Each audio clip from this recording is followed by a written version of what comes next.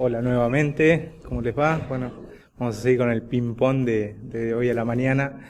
Van a surgir seguramente temas que no están en agenda, pero bueno, bienvenidos sean. Entiendo que está federalizado el tema de la educación, acá hay de un montón de provincias, así que surgen cuestiones que en algunas jurisdicciones son diferentes, así que está bueno también ponerlas sobre la mesa, charlarlas, conversarlas y ver cómo las manejan. Bueno, el tema que me pidieron que prepare, más allá de que nos vayamos un poco de tema, es el tema de las contrataciones dentro de los establecimientos educativos. Y acá abro un paréntesis y hablo vamos a manejar las contrataciones directas que hacemos, ¿no? Porque tenemos muchas contrataciones, tenemos vínculos jurídicos que tal vez no están regidos por el derecho del trabajo, que son contratos comerciales, que pueden tener alguna consecuencia las relaciones laborales ajenas. No me quiero meter en ese tema, si quieren después, y hay tiempo y hay alguna consulta puntual, lo vemos, pero quiero dejar de lado lo que es la tercerización, por decirlo de alguna manera. Todos esos servicios que preferimos desatenderlos desde la institución para que se encargue otra empresa de hacerlo. Bueno, sobre eso también hay consecuencias. La ley de contrato de trabajo las establece expresamente en el artículo 30, pero bueno, las voy a dejar de lado.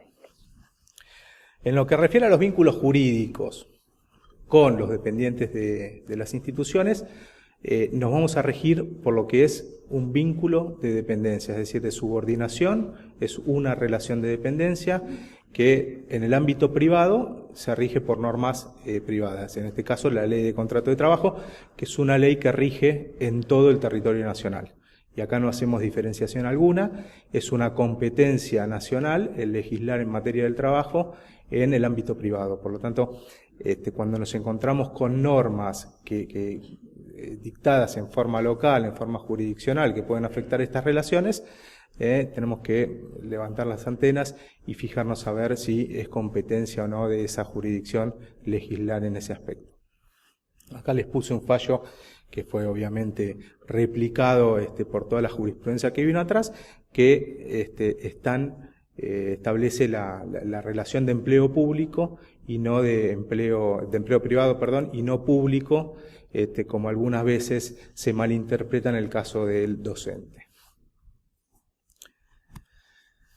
Bueno, yo les hice acá un cuadrito de agrupación del personal dentro de los establecimientos. Y acá ya podemos empezar a discutir con algunas jurisdicciones si esto se aplica o no se aplica. Dentro de las instituciones educativas tenemos lo que es el personal docente y el no docente.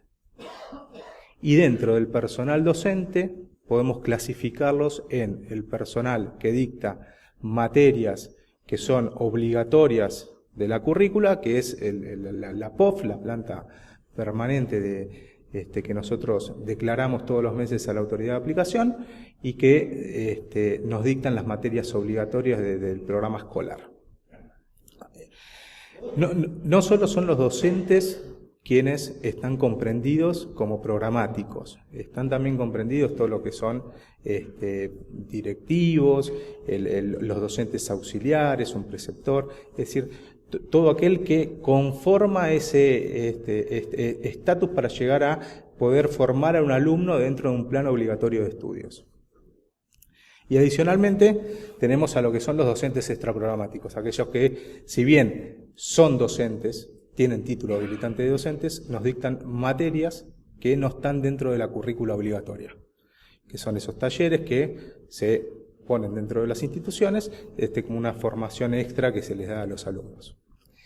Y por último, todo lo que es el personal no docente, que lo clasificamos en el personal administrativo y el de maestranza y servicios.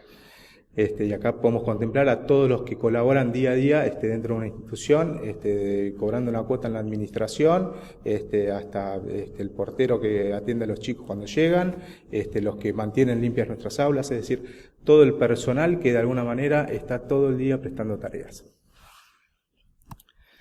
Bueno, ¿cuál es el marco normativo aplicable a cada una de estas tres relaciones laborales? En el marco de los docentes programáticos, nosotros tenemos la ley 13047, que nos establece todo el marco en el cual se desempeña el docente privado, y hay una cuestión que no es menor y que es la equiparación en cuanto a derechos con el docente público. Por eso acá empiezan a jugar normas de derecho público, el Estatuto del Docente Público, que para de alguna manera equiparar esos derechos las tenemos que analizar, las tenemos que ver, y dentro de cada jurisdicción. Esta equiparación de derechos que viene de la 13047 fue ratificada al momento de la transferencia jurisdiccional de todo el sistema de enseñanza a las provincias, y también fue ratificado con la Ley Federal de Educación. En ese aspecto también quiero remarcar que todo lo que es régimen salarial y todo lo que son régimen de licencias, tenemos que volcarnos a lo que es el régimen estatal en cada jurisdicción. Ahora, tengan en cuenta una cosa, este régimen de equiparación no impide a que se le otorgue mejores derechos a un trabajador privado, a un docente programático. Es decir, esta equiparación nos habla de un piso, que nosotros siempre lo podemos elevar en virtud del principio protectorio que tiene el derecho del trabajo.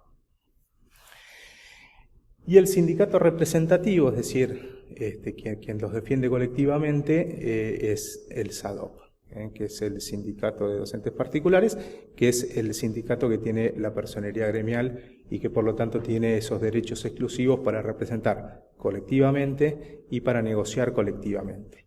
En el marco de la negociación colectiva no me voy a meter por ahora en ese tema, con el tema de la paritaria docente, porque al ser jurisdiccional es como que no tenemos un convenio colectivo de trabajo para lo que son los docentes programáticos, que es una situación muy particular, muy puntual en el caso de la docencia programática.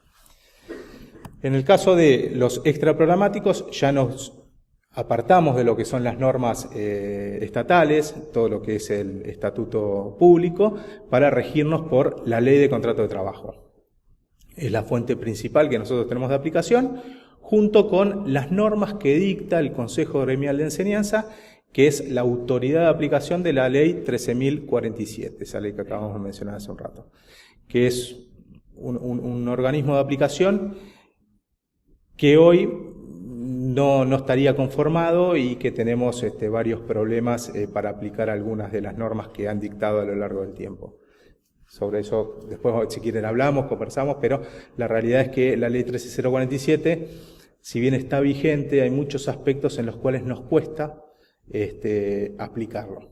A modo de ejemplo, no sé, una renuncia, la ley 13047 establece que un docente que renuncia tiene que ratificar la renuncia ante el Consejo Gremial de Enseñanza Privada.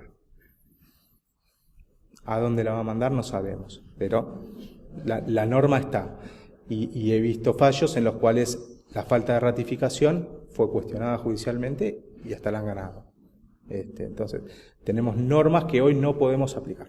Tema, sin ir más lejos, el sumario previo, donde tramitamos el sumario.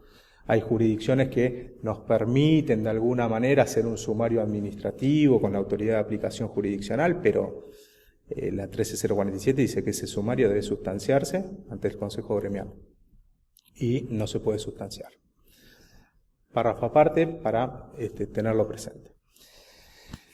Bueno, y es más, una de las resoluciones de las que vamos a hablar en materia de contratación es una resolución que fue dictada en el 2013 por el Consejo Gremial a través de la Comisión Nacional Negociadora que se creó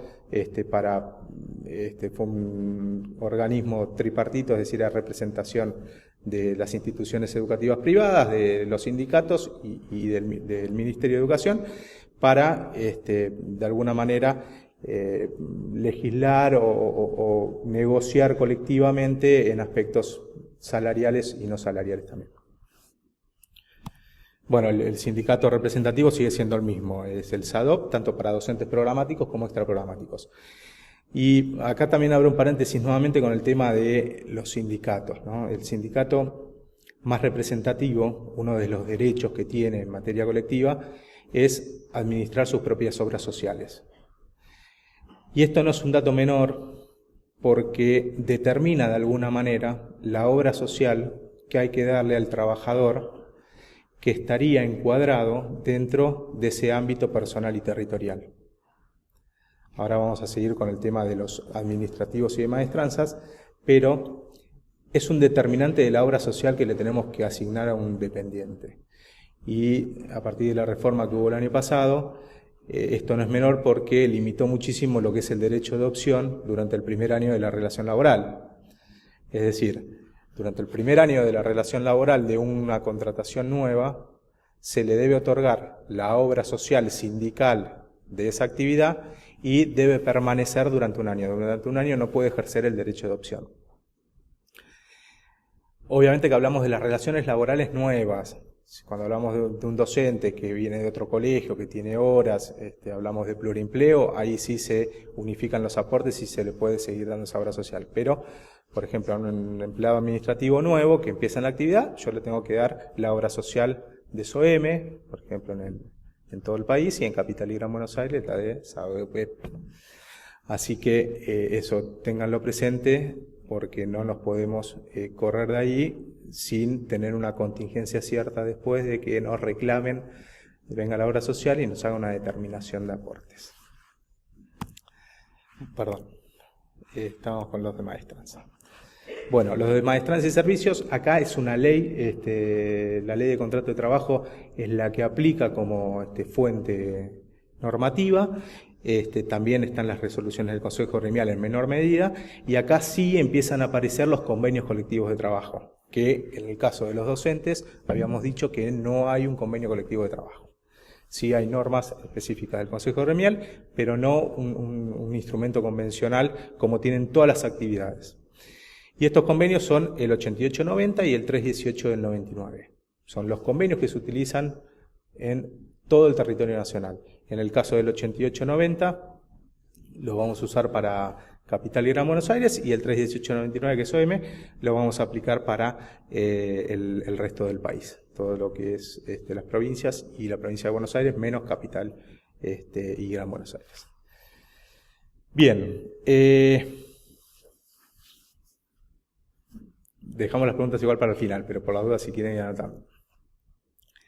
En el tema de los docentes programáticos, para meternos en lo que ya son las modalidades contractuales, tenemos dos categorías del docente programático. El docente que asignamos a una materia ya como titular dentro de un cargo vacante, o ese cargo vacante lo asignamos a un suplente mientras haya designado un titular.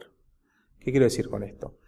Que no hay otra posibilidad de que tenga designado un docente titular o que ese docente titular se encuentre gozando de una licencia y esté siendo reemplazado por otra persona, por otro docente. Son las dos únicas posibilidades. Hay en algunas jurisdicciones las posibilidades de interinatos. Se da en algunas jurisdicciones donde tal vez es muy difícil conseguir un docente y se permite incorporar a una persona que dicte esa asignatura y que no tenga título habilitante por un plazo muy breve hasta que se consiga una persona para cubrir ese cargo. Respecto del plazo para cubrir el cargo, y esto a veces es motivo muchas veces de pregunta, no tenemos. Se supone que el cargo lo tenemos que cubrir lo antes posible. No podemos especular, estoy en septiembre, me quedó vacante el cargo porque falleció, renunció o se despidió el titular y quiero esperar hasta el año que viene. Acá es un trabajo fino con la autoridad, con la supervisión, como para ver si nos permite postergar ese nombramiento. Pero cuidado, porque más allá de obtener esa postergación, podemos tener consecuencias con el docente que está en el cargo. Porque el docente que está en el cargo, está en un cargo que efectivamente lo está ejerciendo de alguna manera como titular. Entonces, no vaya a ser que sea una expectativa a permanecer en el cargo.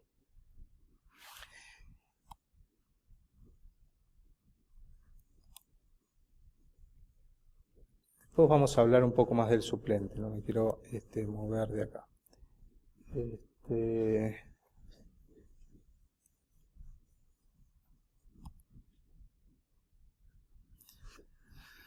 Bueno, y acá empezamos con la modalidad de contratación que yo creo que es la norma y no la regla y no la excepción, que es el plazo indeterminado. Esto ocurre en todas las actividades y en todos los ámbitos. La ley de contrato de trabajo establece que justamente cuando se contrata a un trabajador es por tiempo indeterminado, salvo que por las circunstancias particulares requiera otro tipo de contratación. ¿Y hasta cuándo va a durar? Y va a durar hasta que el trabajador esté en condiciones de jubilarse o hasta que el trabajador, la relación laboral se extinga por alguna de las causales que establece la ley. Por lo tanto, ese contrato de trabajo que vamos a tener, si nosotros no especificamos nada, va a ser por tiempo indeterminado, en todos los vínculos. Y esto no es menor porque nos da una pauta de formalidad en las relaciones laborales. Y acá me voy un poco de las contrataciones. El contrato de trabajo es un contrato no formal. Esto significa que yo puedo celebrarlo hasta verbalmente y tengo igualmente un contrato de trabajo. Ahora, si yo quiero contratar a un trabajador por una situación particular y puntual durante un plazo determinado, ya me tengo que ir de esa regla de no formalidad para entrar en un plano de formalidad. Es decir, celebrarlo por escrito, establecer algunas pautas que nos marca la ley para que ese trabajador tenga bien en claro cuál va a ser el plazo por el cual va a estar prestando tareas para esa institución o esa actividad o lo que sea. Entonces, el tiempo indeterminado incluso fue ratificado en la resolución 8 del 2013 por el Consejo Gremial a través de la CONEP, como modalidad regla dentro de las contrataciones de docentes. Y como excepción admite lo que es la suplencia, lo que es la contratación a plazo fijo, lo que es la contratación eventual para los trabajadores no docentes, y también incorporó lo que es las actividades cuatrimestrales, que no las teníamos hasta ese momento. Bueno, el suplente está, ustedes van a decir, bueno, está en la resolución 8, pero en mi jurisdicción se aplica otra cosa. Sí, es cierto, no es que esta resolución la vamos a aplicar en todas las jurisdicciones. Y como además es un cargo que muchas veces tiene aporte, tenemos que atender a las exigencias normativas de cada jurisdicción.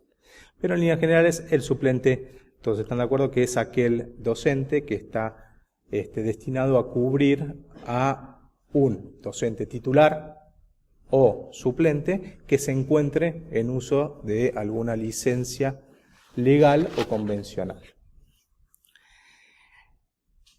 Y acá vuelvo a la formalidad del contrato. El contrato del suplente es necesario, es útil y es obligatorio.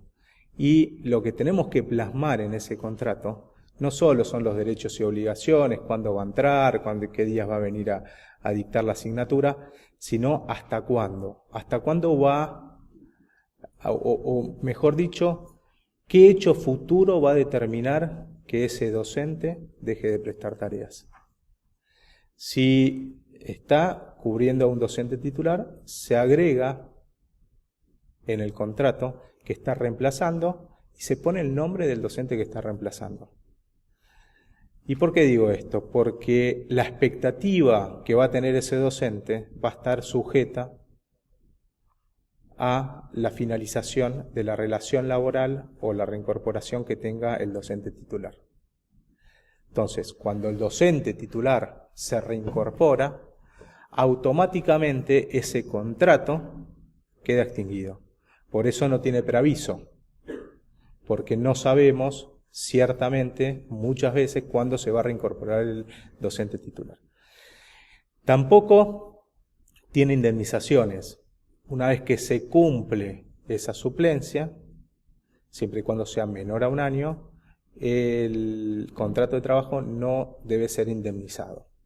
Sí debe ser indemnizado, por supuesto, si el empleador decide extinguir esa relación laboral antes de que finalice la licencia, sea por el motivo que sea. En ese caso, obviamente, hay que indemnizar por más que sea suplente. Y después el tema de las licencias, goza de las mismas licencias que tiene el personal titular, con alguna aclaración dependiendo de cada normativa jurisdiccional, y va a estar sujeta al plazo de la suplencia.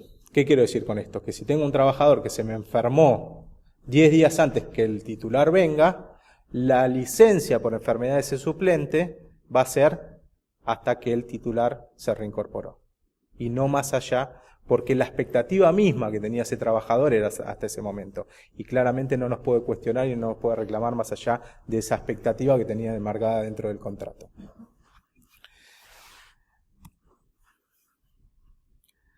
Bien, nos metemos ahora, ya hablamos de el titular, ya hablamos del suplente, no sé si hay alguna duda en puntual.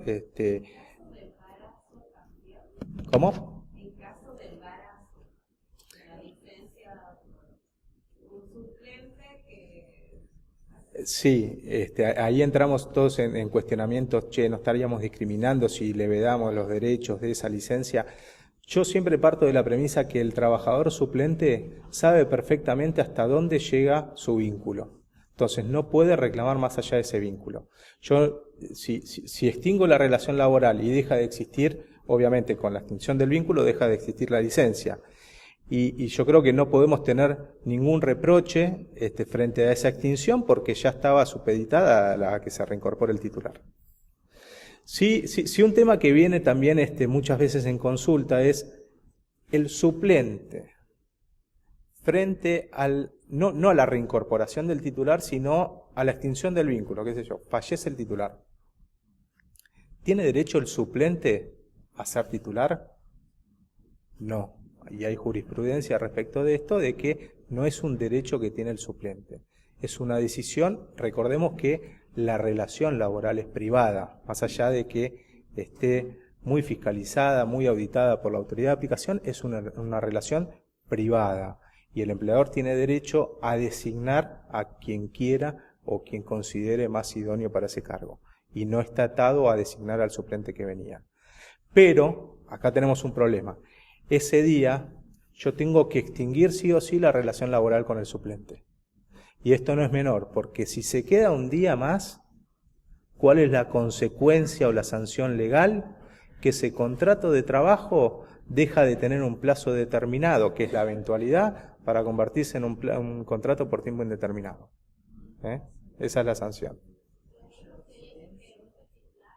¿Cómo?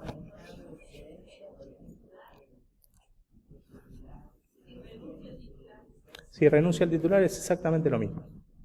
Tengo que cortar ese vínculo laboral y ahí volvemos a lo que hablábamos hace un rato. ¿Qué plazo tengo yo para designar al titular?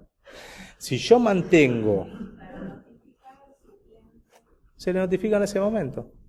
Es automático, por eso no hay preaviso. Recuerden que la ley no nos pone una notificación fehaciente, sino una notificación por escrito. Se la pueden hacer ahí.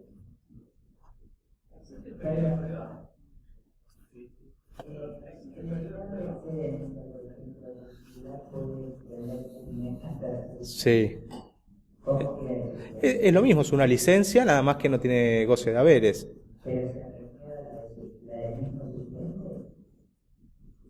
Sí, porque es una licencia. Es lo mismo. El tema de la excedencia es una licencia que autoriza a la trabajadora, después de cumplir la licencia legal de embarazo, a ver si extiende su licencia. Y tiene un plazo de 3 a 6 meses en el caso de los privados. Tiene que tener el mismo suplente, sí. Porque es como que arrastra esa licencia. Digamos, si yo lo reemplazo, puedo tener el cuestionamiento de que no se reincorporó el titular y que se trata de un despido sin causa. Sí, yo les diría que tengan cuidado con eso.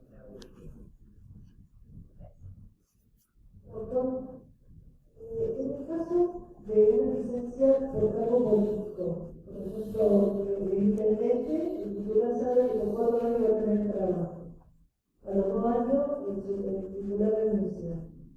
Ahí, ¿cómo ¿cómo queda? Usted recién decía de que el titular salió cuando se iba, ¿sabes? Está en 4 años. A ver si entendí bien. Está el titular de licencia, por ser intendente. Va a tener 4 años de licencia, que es lo que dura el cargo. Yo creo que eso no va a pasar, pero pongámosle que suceda, el cargo... Que fallezca puede ser más... raro. En ese momento yo tengo el cargo vacante. Con lo cual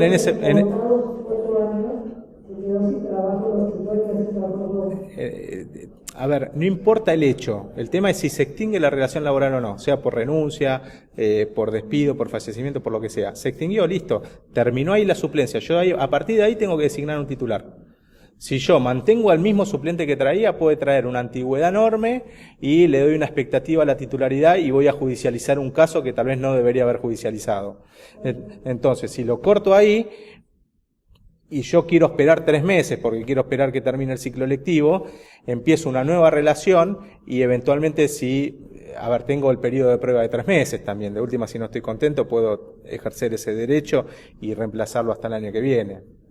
Si sigue la ley, supongamos que se siguió el suplente, ¿con qué antigüedad? ¿Desde ese momento es de 0? No, la antigüedad docente se suma siempre. La antigüedad. No, la antigüedad sí, si yo incluso tengo un trabajador que prestó... Para el instituto sí, siempre, se suman todas las relaciones laborales. Si trabajó en 3 periodos diferentes, yo le tengo que sumar todas esas relaciones. Hermana. En el caso del suplente, ¿no? Una licencia larga del titular, yo a la mitad de la licencia tengo que desvincular al suplente, ¿no? Primero, ¿puedo hacerlo? Y si lo indemnizo, bien, ¿lo indemnizo por lo que me hizo o tengo que por la expectativa completa? Gracias, hermana, por la pregunta. Siempre tan útiles. Bien, a ver. Lo que dice la resolución 8 es que será indemnizado con las indemnizaciones que establece la ley de contrato de trabajo. Con lo cual me lavo un poco las manos porque no sé si tengo que ir al plazo fijo, a temporada, no sabemos. Gran parte de la jurisprudencia, prácticamente unánime, lo equipara al plazo fijo y al contrato de temporada. ¿Qué significa? Que en el caso que el empleador quiera disponer la extinción del contrato, estando pendiente plazos o en este caso la eventualidad, debe indemnizar no tarifadamente como nosotros conocemos por el 245, sino que debe resarcir los daños y perjuicios que le ocasionan. Esos daños y perjuicios no son otra cosa que el cumplimiento del contrato, el que tenía expectativa. Por lo tanto, puede ser que venga el reclamo, y es muy posible que venga el reclamo por haberle fracasado esa expectativa que tenía el trabajador y que le reclame. En el caso de una suplencia, es muy difícil de saber cuándo vuelve. Con lo cual, ¿a dónde vamos? Vamos a la indemnización sin causa. En general no se judicializa eso, no he visto casos. Pero si yo tengo una actividad... un plazo fijo por un taller nuevo que dijimos vamos a hacer este año, taller de vóley, a ver si funciona, y contrato a un docente que en abril me doy cuenta que no funciona, que se lleva muy mal con los chicos, lo quiero reemplazar, ese trabajador me va a reclamar todo el año, y es lo que dice la ley incluso. Mando, ahí adelante.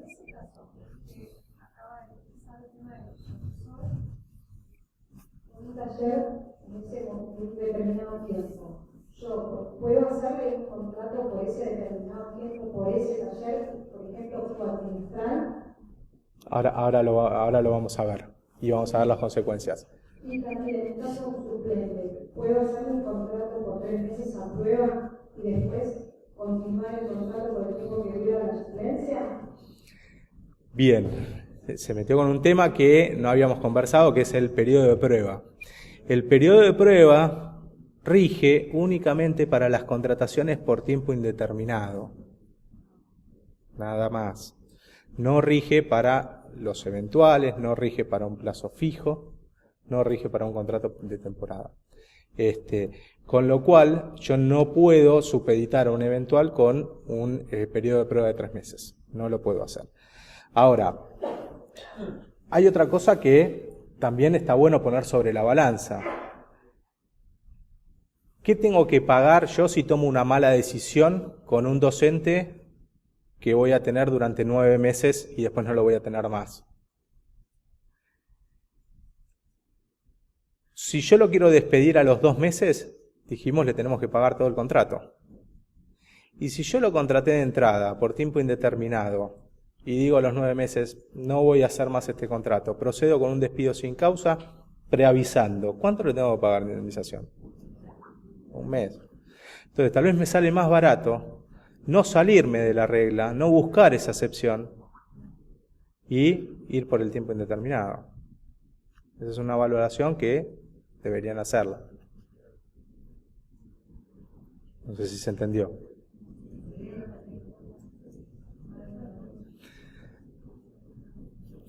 Vamos, retomemos de nuevo lo que es la indemnización en un caso y en otro.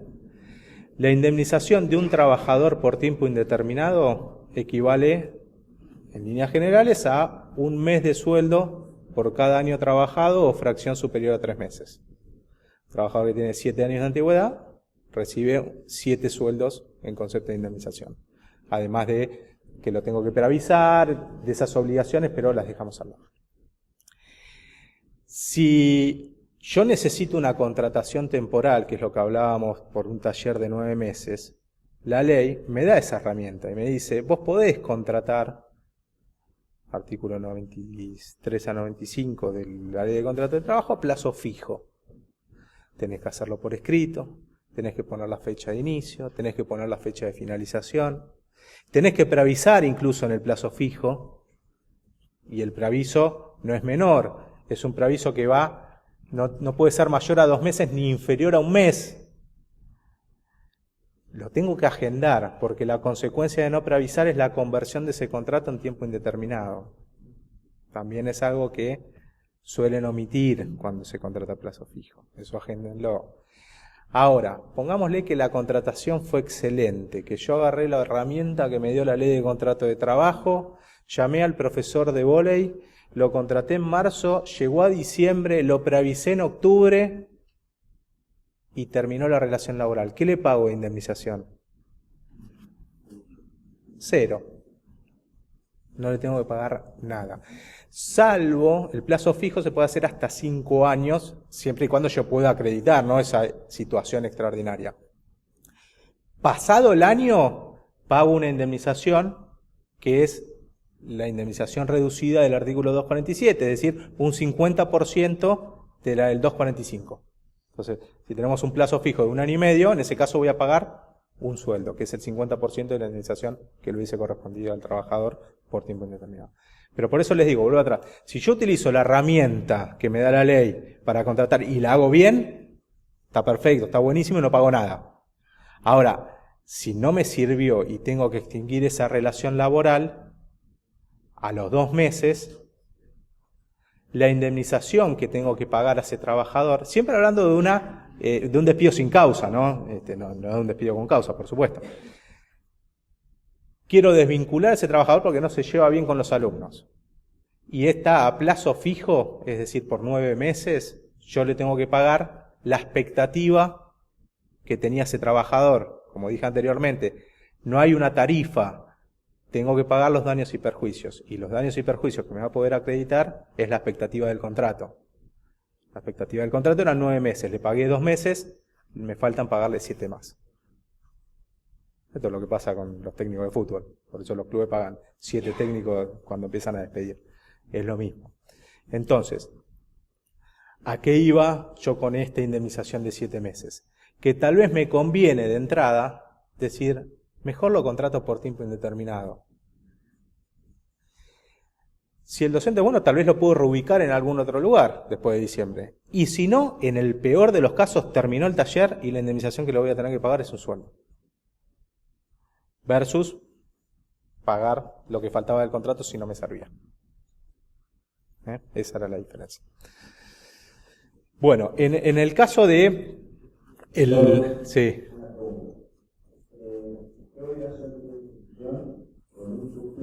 No te veo. Ay, perdón.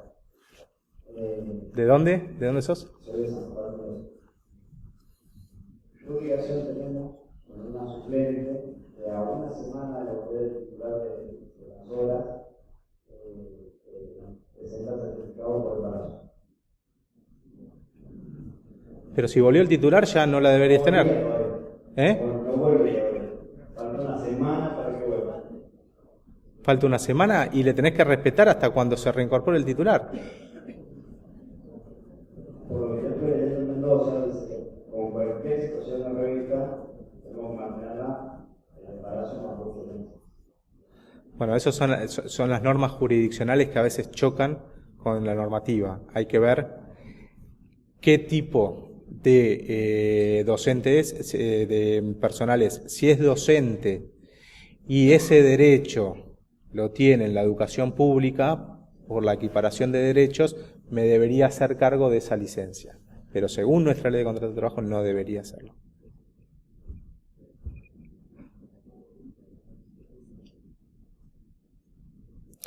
Bueno, ya que estábamos con el plazo determinado y del docente de vóley que íbamos a tener por 7 meses.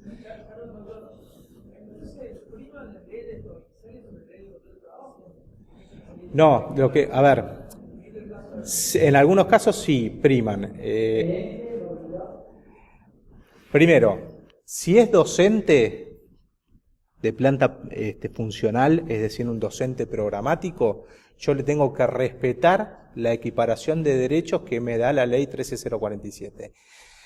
Al transferirse la educación a las provincias, quienes empezaron a legislar fueron las diferentes jurisdicciones, por eso tenemos el estatuto en la provincia de Buenos Aires, el estatuto de Capital y así en todas las provincias. Entonces, tenemos que ir a los derechos que le asigna el estatuto en cada jurisdicción para equiparar esos derechos al docente privado. Entonces, si tengo una licencia que va más allá de la extinción porque lo establece el estatuto jurisdiccional, lo tengo que respetar. Es decir, si la provincia, digamos, implica la indemnización, ¿se aplica eso sobre la ley de contrato de trabajo? Eso va a ser raro porque el docente particular no hay indemnización por despido, porque tiene una estabilidad. Así que en ese caso debería ser el despido tarifado, es una norma de derecho privado. Claro, pero en el caso de un colegio privado, despide a un docente, la ley provincial despide la indemnización. Es que no se debe, es que no es un derecho que tenga el docente público. Porque el docente público no tiene indemnización. Si yo no lo puedo vincular, tengo que hacer un sumario un docente público. No hay indemnización, puede quedar cesante. Salvo que te pongan una norma que para mí ya estarían legislando más allá de lo que le corresponden. Habría que cuestionarla, ¿no? En ese caso. Pero no le encuentro el motivo por el cual me tienen que legislar sobre un despido cuando el docente estatal en un régimen público no tiene indemnización.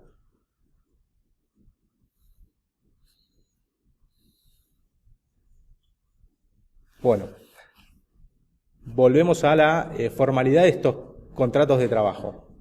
Los contratos de trabajo por plazo determinado, que era el caso del profesor de vóley, lo tenemos que hacer por escrito.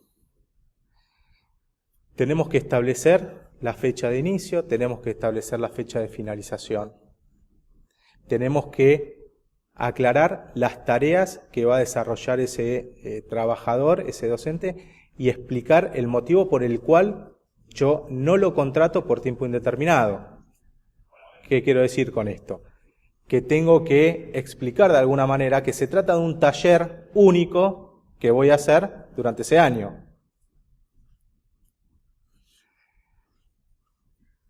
¿Qué ocurre en muchos casos? El taller anduvo perfecto. Extinguí la relación en diciembre y en marzo quiero volver a poner el taller. Y llamemos al docente que nos dio resultado. ¿Qué pasa? Iniciamos un nuevo vínculo, pero acá ya no podemos justificar un plazo determinado. Porque ya esa situación extraordinaria pasa a ser ordinaria. Entonces, en ese caso, utilicé el plazo determinado en la primera contratación y ya a partir de la segunda lo incorporo como indeterminado, reconociendo la antigüedad que traía, ¿no? Por supuesto. Bien, entonces, plazo de inicio, plazo de finalización, acordarse del preaviso, no menor a un mes ni mayor a 2 meses. Y el último punto, de cumplimiento imposible. Registrar estos contratos a plazo fijo ante un registro especial que fue creado por la resolución posterior de la 8, que ahora no sé si era la 1 o la 5 del 2015, que es un registro informático donde se registran todos los contratos de plazo determinado de todos los colegios privados del país. Me imagino que los han registrado. Bien. Bueno, obviamente que no existe. En algún momento se habló de que esto lo iba a hacer el ministerio, tampoco lo hizo, así que acá tenemos nuevamente un problema con la norma. Yo creo que si no tiene registración, si está firmado por las partes, si las partes conocen y saben el alcance, creo que es defendible si se judicializa esa relación laboral. Creo que es defendible.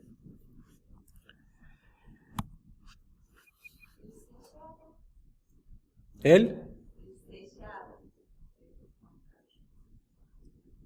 No se sellan.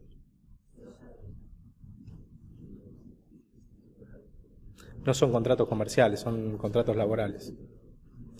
No se sellan, no los tienen que hacer certificar ante escribano. Dice por escrito el contrato, no dice que tenga que tener firma certificada, que tenga que ser un instrumento notarial. Simplemente se firman garantizándose que la firma sea la del trabajador, ¿no? Es el único recaudo que les pido.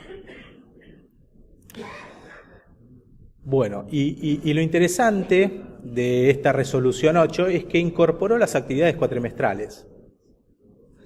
Las actividades cuatrimestrales, tal vez en un colegio, es más difícil que se den. Por currícula. Tal vez se da en el marco de un plan de estudios de universidades, pero en los colegios es más difícil. Pero está prevista.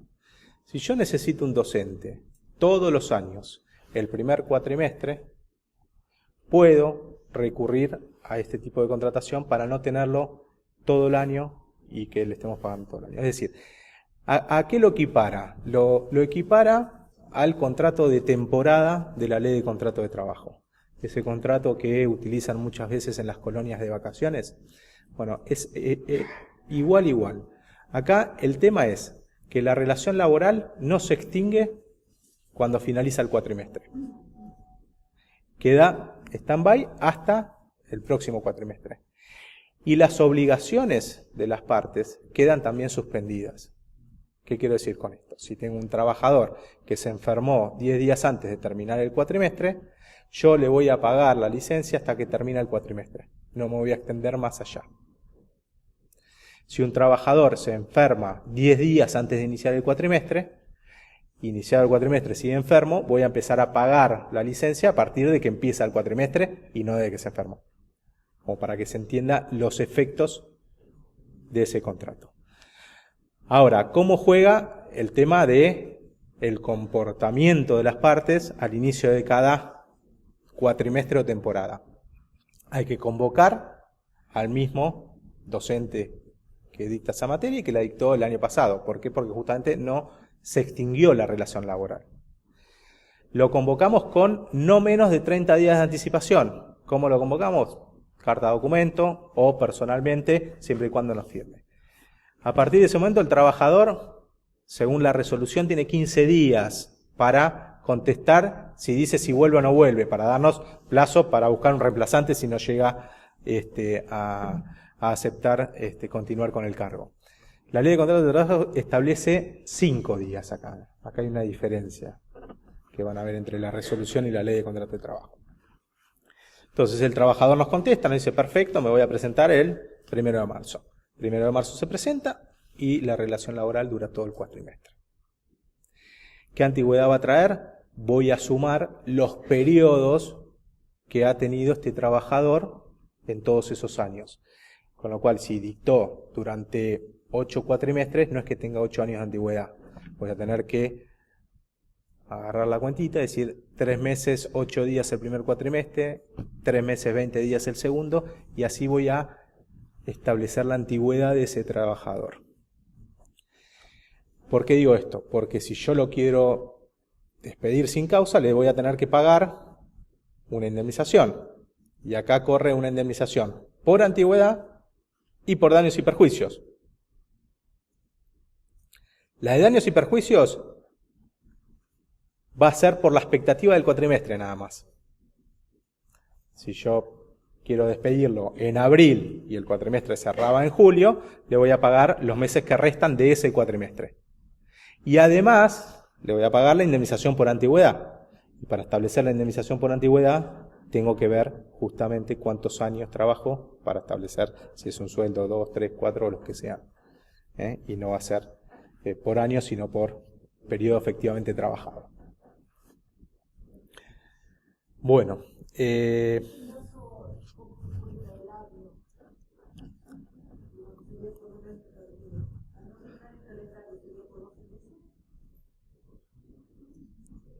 ¿Cómo?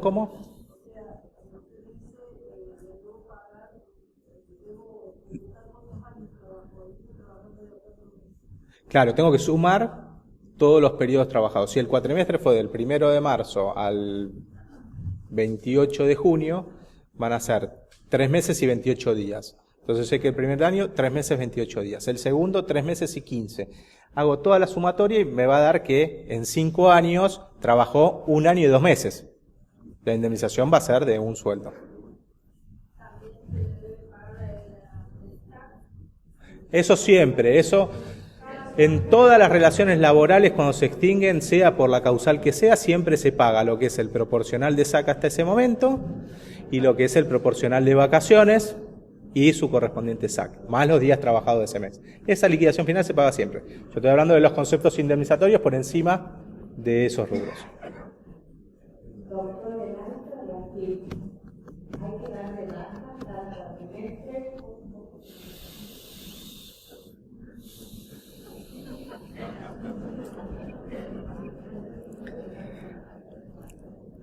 Yo le daría de alta y lo debería tener en nómina como temporada, porque creo que AFIP te pone el contrato de temporada, la duración. Con lo cual, lo tenés que dar de baja al final de temporada, no, porque pongámosle el supuesto de que el trabajador no se presenta a la próxima temporada. Hay una obligación que vos tenés el último mes de la temporada, pagar lo que le correspondería de vacaciones y SAC. De manera tal de no tener ningún crédito hasta la próxima temporada. Entonces, si a la próxima no se incorporó, vos directamente ya lo diste de baja en la temporada anterior, no lo das de alta y listo. Ahí no tendrías problema.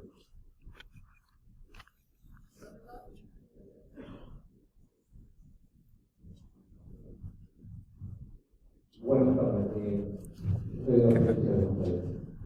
Ustedes hablan sobre la relación de los jubilados que vuelven a la actividad. Tenemos un sueldo personal docente, pero también personal no docente. Qué problema. Bueno. A ver, en el caso de la provincia de Buenos Aires es particular lo que es la jubilación del IPS, que es diferente a la jubilación nacional. Nosotros sabemos que la jubilación ordinaria, una vez que un trabajador se jubila, es compatible la percepción del haber jubilatorio con la actividad, seguir manteniendo la actividad privada. Esa es la regla. Y las excepciones son los regímenes especiales de jubilación. policía, fuerza de seguridad, docentes. Docentes tienen un régimen especial de jubilación, por lo tanto hay una incompatibilidad para seguir prestando tareas una vez que uno se jubiló como docente. Por eso uno recurre tal vez a otro tipo de contratación, autónoma. Bueno, es un riesgo que cada uno asume con respecto a un trabajador. Lo cierto y concreto es que hay incompatibilidad. No podría. Si siguen contratando va a tener un problema. En el caso de la provincia de Buenos Aires, el IPS establece que lo único que puede seguir haciendo el trabajador docente jubilado es seguir prestando tareas como docente, con lo cual hay incompatibilidad. Podrías tranquilamente contratarlo. Fuera de lo que es el escenario docente, estoy hablando de los no docentes, administrativos y maestranzas, aplicamos la ley de contrato de trabajo. ¿Qué nos dice la ley de contrato de trabajo? Ese artículo, el 252, fue reformado en el gobierno anterior, en el de Macri, y nos modificó la fecha para intimar a jubilarse. Antes, uno llegaba a cumplir los requisitos para jubilarse y el empleador lo podía intimar. Intimaba por el plazo de un año. Si al año no obtenía la jubilación, la relación quedaba extinguida y no había derecho a indemnización. Era un plazo bastante largo porque antes las jubilaciones tardaban, ¿no? Y en 3 meses tal vez uno está jubilado. Entonces, ¿qué pasa si me jubilo a los 3 meses después de que me intimaron? Queda extinguida la relación igual. Es decir, lo que suceda primero. O la jubilación o el año. ¿Qué fue lo que se reformó? Lo que se reformó es la posibilidad, la edad para que nos posibilitaba intimar a ese trabajador a jubilarse. Si yo tengo un trabajador que cumplió 65 años de aporte, 65 años de edad, y sé que tiene más de 30 años de aporte, es decir, que se puede jubilar, yo no lo puedo intimar. Dependo de la buena predisposición del trabajador que se jubile. ¿Qué quiero decir con esto? Que tengo que esperar hasta los 70. Recién a los 70 voy a poder intimarlo. Ahora, ¿qué ocurre si ese trabajador a los 65 se jubiló? La relación se extingue igual por jubilación. Yo no tengo obligación como empleador de seguir manteniendo esa relación laboral. Y es una obligación del trabajador comunicar que se jubiló, porque además cambian los aportes. O sea, deja de pagar jubilación. Y ¿puede seguir trabajando? Que era la pregunta. Puede seguir trabajando si el empleador así lo dispone. Obviamente sigue en el régimen de relación de dependencia, sigue cobrando un sueldo, sigue gozando de todos los beneficios que le otorgaba la antigüedad que venía trayendo, salvo por servicios docentes, ahí empieza en antigüedad cero. Y en lo que refiere a la desvinculación de un trabajador jubilado, con una desvinculación sin causa, tengo que computar solo la antigüedad posterior a la jubilación. Tengo un administrativo que trabajó 40 años en la institución, se jubiló, dijimos que siga trabajando. A los 4 años queremos despedirlo sin causa porque ya queremos cambiar o lo que sea. La indemnización de ese trabajador va a ser de 4 años, no va a arrastrar los 40 años anteriores. Es decir que a los efectos indemnizatorios la jubilación le corta la indemnización. Buenas tardes. Hola. La consulta es, tenemos un docente programático y lo tomamos para una actividad cuatrimestral por un contrato a plazo. En relación a la antigüedad. No, sí, a ver, la relación laboral es una sola. Es como una modificación parcial de ese contrato de trabajo en forma circunstancial por un cuatrimestre. Con lo cual, si querés le desglosás en el recibo de sueldo, le das 2 recibos de sueldos diferentes, uno por la parte programática y otro por la extra programática, pero la antigüedad que vos le tenés que reconocer no es por el cargo, es por la relación laboral.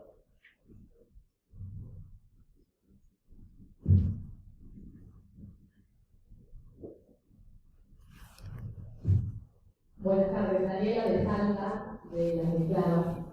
Una consulta. Un docente contratado cuatrimestralmente, permanente discontinuo. ¿Cómo hago con los exámenes que quedan fuera de la fecha de su cuatrimestre? Qué buena pregunta. Deberías darle circunstancialmente de alta en AFIP ese día que vaya a tomar exámenes, pagarle ese día y terminarlo, para hacerlo correctamente. Y esperar que no te venga con un planteo de conversión a tiempo indeterminado. No creo que lo haga, pero es preferible asumir esa contingencia a tener a un trabajador que se pueda accidentar yendo a tomar exámenes y vos no lo tengas dado de alta. No quiere ir, bueno, pero eso, a ver, en el marco de la contratación hay que especificar que es obligación del docente evaluar, tomar exámenes, aunque sea fuera del periodo del cuatrimestre. Eso, todos somos docentes y sabemos que es así. Entonces, hay que establecerlo en el marco del contrato y si no lo hace, obviamente que amerita la correspondiente sanción.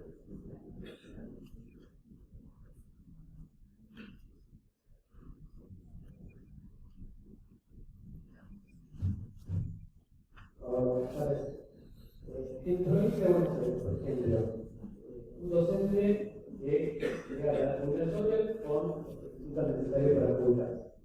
El empleador lo puede intimar a jubilarse o tiene que esperar hasta los 70 años.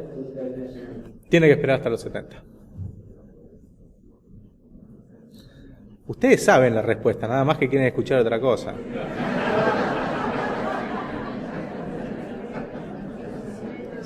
Ya encontré.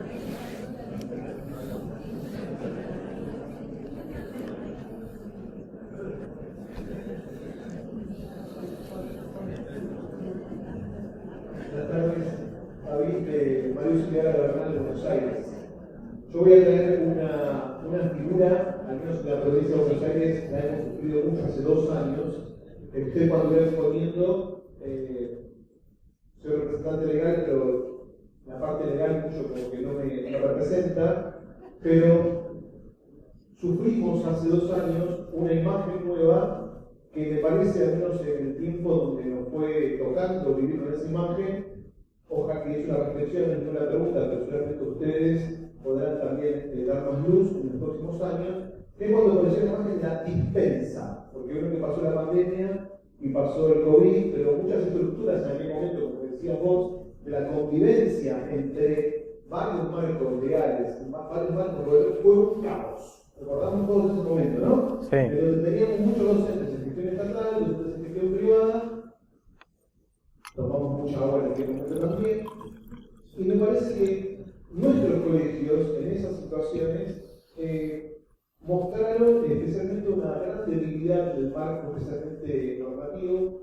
y mi pregunta es, ¿qué quedó de todo ese tiempo al haber tantos diálogos con la provincia, con la ley de trabajo, con un montón de situaciones, que quedaba la interpretación o del representante legal o de la congregación o del abogado que teníamos más a mano para preguntarle, ¿no? Y al haber tantas preguntas ahora en este caso, digo, qué desafío interesante, y lo doy una dinámica propositiva, sería como escuela católica, como escuela de faena, revisar esas estructuras, ¿no? Porque no podemos hacer como que nada pasó y de alguna manera tenemos que proponer. No sé a usted qué le pareció en aquel momento y qué sacamos de positivo para esto.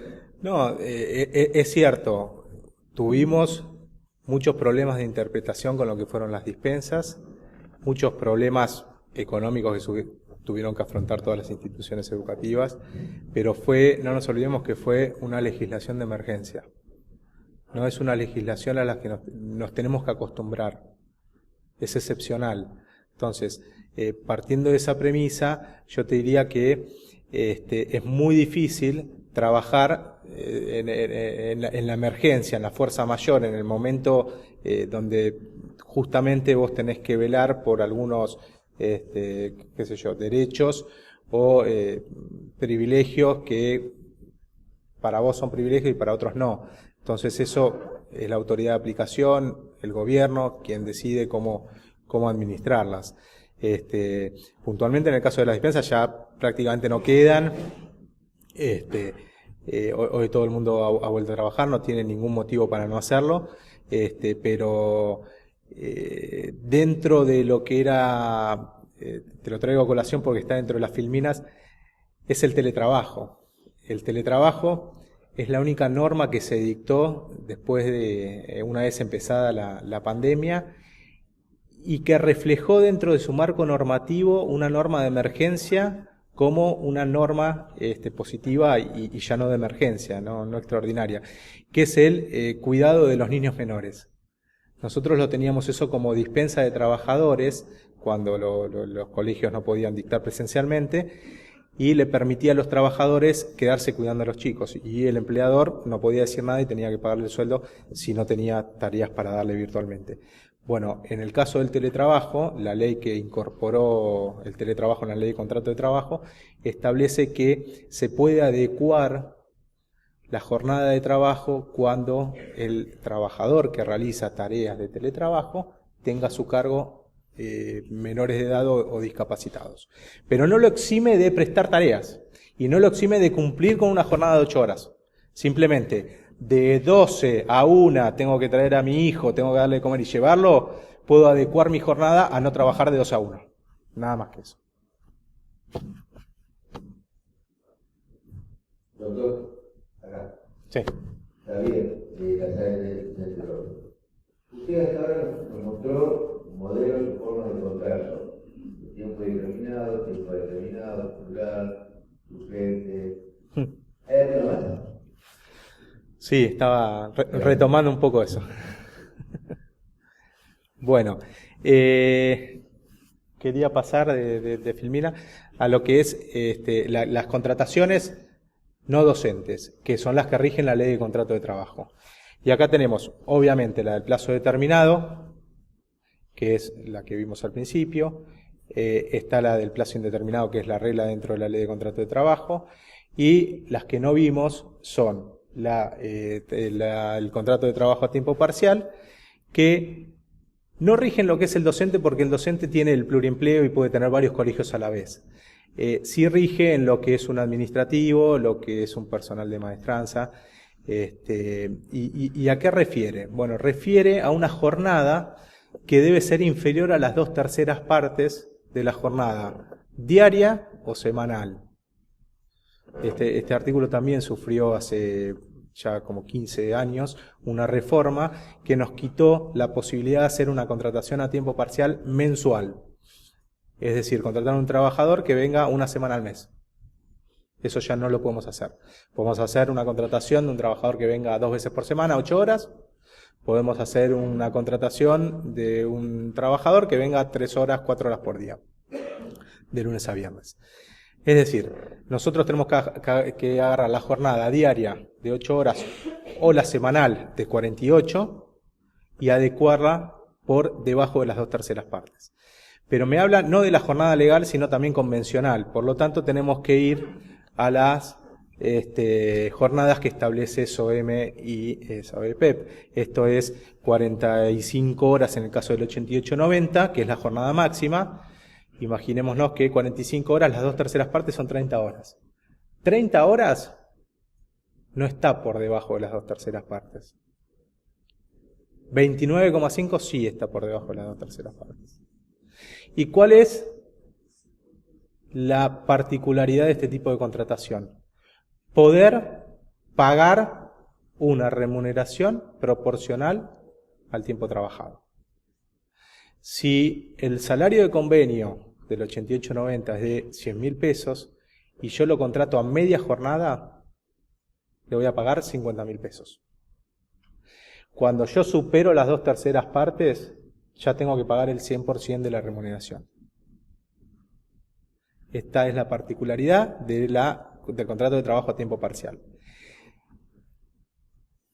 ¿Qué otras particularidades tiene? La primera, todos los aportes se hacen proporcionales a el sueldo que percibe ese trabajador, que es proporcional, con la única excepción de la obra social. El aporte y la contribución, es decir, el 3% a cargo del trabajador y el 6% a cargo del empleador, se pagan como si fuesen una relación a jornada completa. Es decir, pagamos por los 100.000 pesos y no por los 50. Vamos a integrar 9.000 pesos de aporte. Esto es para, obviamente, no de financiar todo lo que es el sistema de obras sociales, que puedan gozar de una obra social, y tengan cuidado con esto porque cuando caen las inspecciones de obra social de SOEM, suelen revisar este tipo de contrataciones. Y ahí se fijan si están aportando bien o no, y si no están aportando bien le van a hacer una determinación de deuda por las diferencias. Y no van a tener muchas defensas para impugnarla. Está prohibido terminantemente las horas extras en la contratación a tiempo parcial. Salvo la situación del artículo 89 de la ley, que es cuando están en peligro los bienes o las personas dentro de la institución, en este caso. En ese caso, un trabajador está obligado a quedarse a prestar tareas fuera de su jornada. En el resto no está obligado. Bueno, en este caso es la única chance de que puedan hacer alguna hora extraordinaria. El resto no. Y la penalidad no es pagar la hora extra por trabajo prohibido, sino pagar la remuneración por jornada completa. Cuidado con eso. Bueno, el contrato a plazo fijo, ya hablamos de eso. Vamos a hablar del contrato eventual. El contrato eventual tiene mucho que ver con el contrato de suplencia. O sea, es el sucedáneo en los administrativos y maestranza. El contrato eventual está concebido para dos situaciones. Para reemplazar trabajadores que se encuentran gozando de una licencia legal o convencional, o por situaciones extraordinarias de trabajo, que no es el caso del taller que queremos implementar por 4 o 8 meses. La situación extraordinaria dentro de un colegio es más raro, pero podría ocurrir que el colegio no se cumple 25 años y quieren hacer una serie de eventos durante 3 semanas y requieren mayor personal de maestranza para la limpieza, por ejemplo. En ese caso, podemos agarrar una situación extraordinaria que amerita una eventualidad. El contrato eventual está regulado en la Ley de Contrato de Trabajo, pero fue reglamentado por la Ley Nacional de Empleo, la Ley 24013, y establece estos dos supuestos, suplencia y trabajo extraordinario, estableciendo límites y formalidades. En el caso del trabajo extraordinario, me dice que no es considerado trabajo extraordinario si supera los 6 meses en un año o un año en un plazo de 3 años. En el caso de ustedes no deberían tomar mucha nota porque es muy raro que eso suceda. Y en el otro caso, cuando es para reemplazar a un trabajador, el requisito que sí me pone es hacerlo por escrito, que siempre hay que hacerlo por escrito, pero incluir en ese contrato el nombre del trabajador reemplazado. Por eso digo que es muy parecido al de suplencia. Y esto es importante porque la eventualidad va a cesar el día que el trabajador que estaba reemplazando se reincorpore a trabajar. Si yo dejo a ese trabajador un día más después de que se reincorporó el trabajador que estaba reemplazando, se convierte automáticamente en un contrato de trabajo por tiempo indeterminado. Así que, cuidado.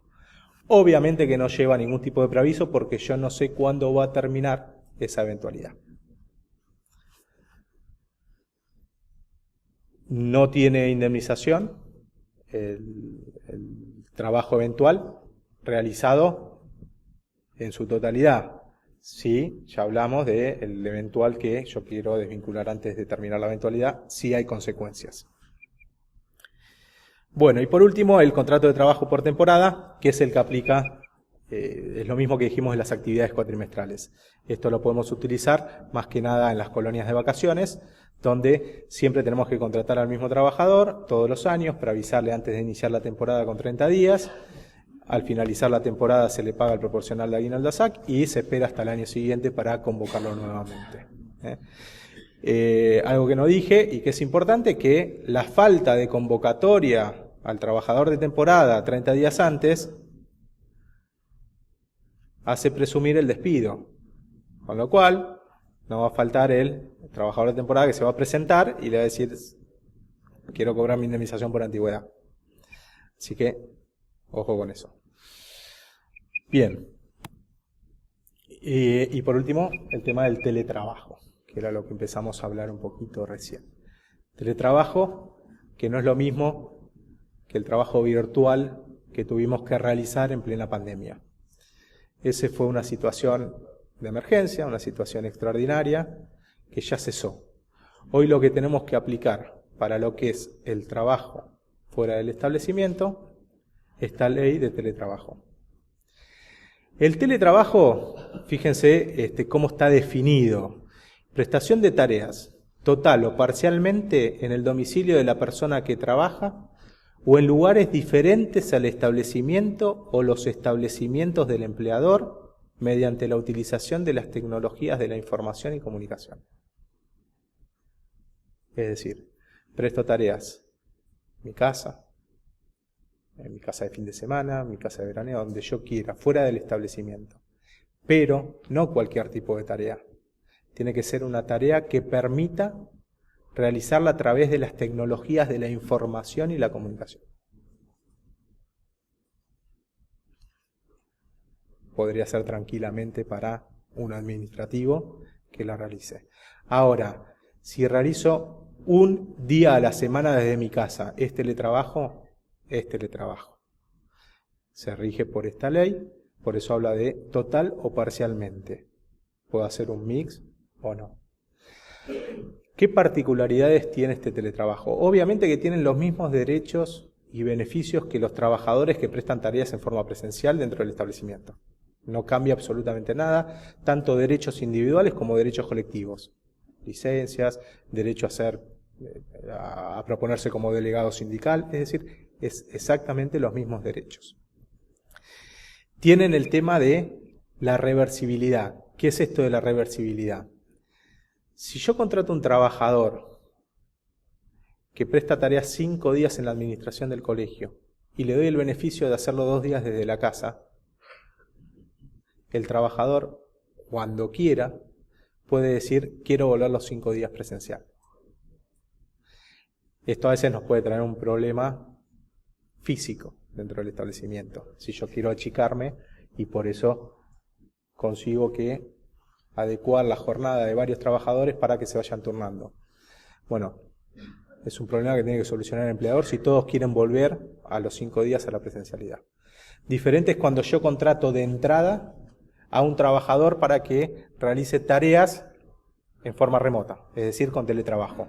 En ese caso, ahí el trabajador no tiene ese mismo derecho. No puede decir, dentro de un año quiero realizar tareas en forma presencial dentro de la empresa. En ese caso no existe la reversibilidad.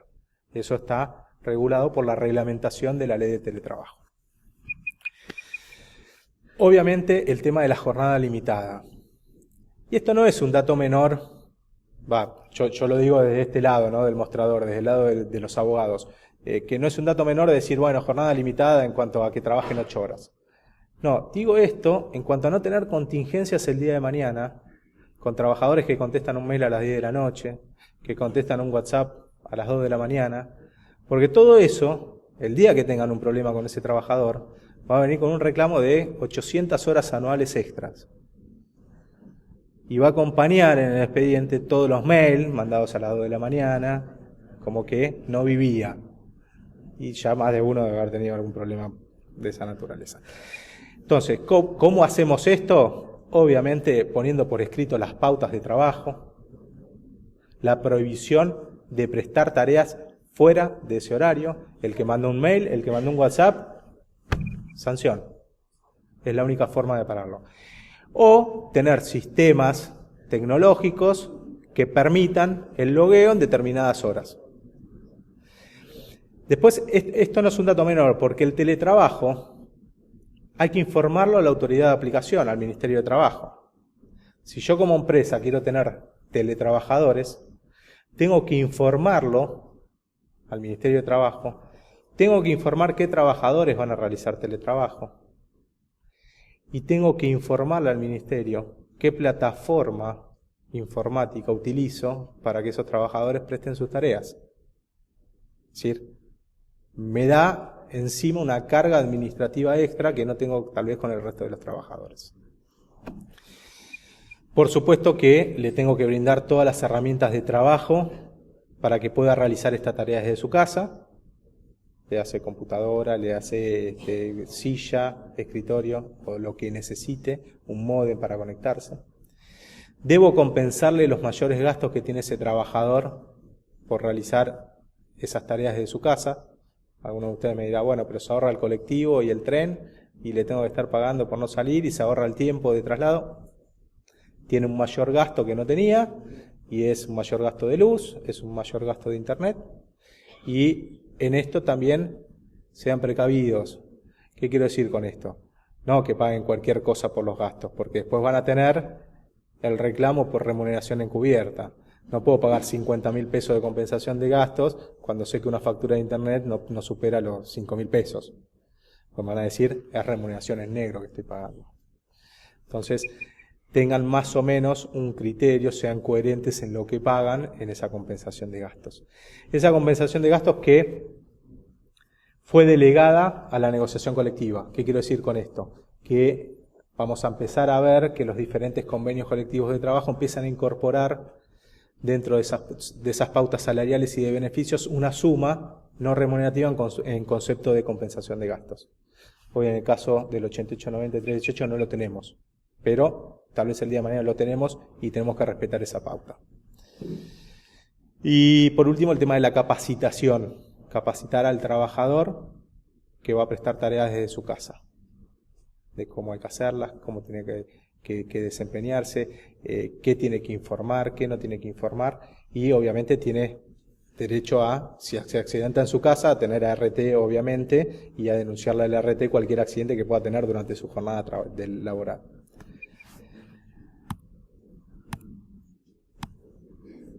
Bueno, hasta acá llego con la presentación. No sé si tienen más dudas o preguntas.